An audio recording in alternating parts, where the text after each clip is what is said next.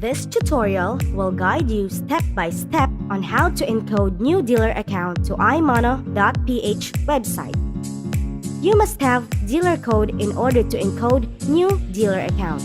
Open your internet browser and go to Imanna.ph and enter your username and password. When you open your Imanna account, click Genealogy and Codes. Then click Genealogy. Click Add User icon where you want to place your new dealer. Placement ID, placement information. Select package. Select from silver or gold account. Dealer codes.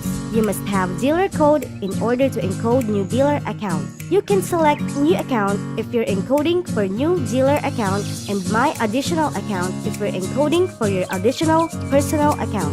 First name, middle name, last name, email address, mobile number. Enter correct address, province, city, municipal, barangay, zip code, address, house number, street name, preferred username. Enter desired username, password. A system-generated password will be sent to new dealer via SMS.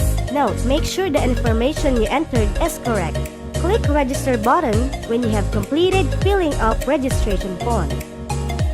You will receive a notification message that you have successfully registered a new dealer. Don't forget to give us a 5-star rating if you enjoy using the app. Thank you!